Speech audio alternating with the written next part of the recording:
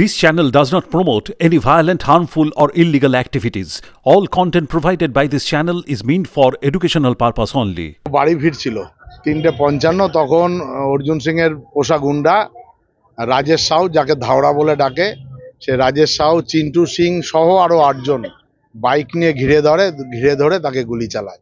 একটা গুলি কানের পাশ দিয়ে বেরিয়ে যায়, একটা কপালের মাঝখানে লাগে, একটা নাকের ঠিক এই ওপরটায় লাগে, আর একটা এইখানটায়। 3টে গুলিতে তাকে আমার দলের কর্মীরা খবর পেয়ে ওখান থেকে তুলে নিয়ে নৈহাটি হাসপাতালে এসছে।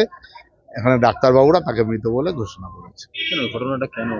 এটাই লোকসভা ইলেকশনে হেরে যাওয়ার পর থেকে অর্জুন সিং এই ক্রিমিনালদের ব্যবহার করছে। এই সন্তোষকে এর আগেও মারবার বেশ কয়েকবার চেষ্টা করেছে, সন্তোষকে মারবার।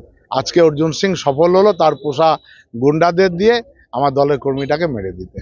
হেরে যাওয়ার ফলে কি এরকম ধরনের মোটিভ?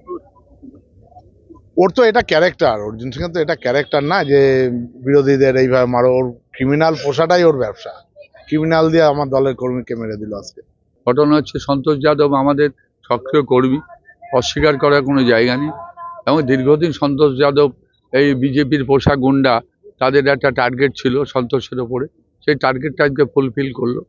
আজকে তাকে একা পেয়ে, ফাঁকা পেয়ে তারা নৃশংসভাবে সন্তোষ যাদবকে হত্যা করলো এবং হত্যা নিশ্চিত করবার জন্য তার মাথায় 3টে গুলি করা হয়েছে। আপনারা বডিটা দেখলেই বুঝতে পারবেন।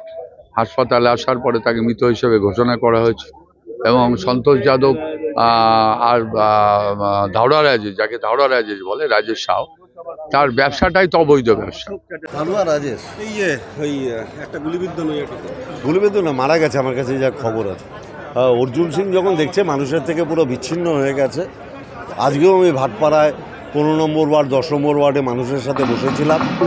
যখন দেখছে ভাটপাড়াতেও ওর পায়ের তলার মাটি শূন্য হয়ে যাচ্ছে, ব্যারাকপুরে তো আগেই হয়েছে, ভাটপাড়াতেও 2026-এ জিতবে না ও দ্বারা কিংবা ওর ছেলে দ্বারা, তখন চেষ্টা করছে সন্ত্রাস করে যদি মানুষকে ভয় দেখানো যায়। ওতে কোনো লাভ হবে না। আমার 20 জনকেও মেরে ফেলতে পারে অর্জুন সিং, কিন্তু ভাটপাড়ার মানুষ এই মস্তানকে আর 2026-এ অ্যালাউ করবে না। কিন্তু বিজেপি বলছে না তৃণমূলেরই গোষ্ঠী সংঘর্ষ। ধারুয়া রাজেশ কোন দল করে, আপনারা গৌরীপুরে যান, গিয়ে খোঁজ দিয়ে নিন।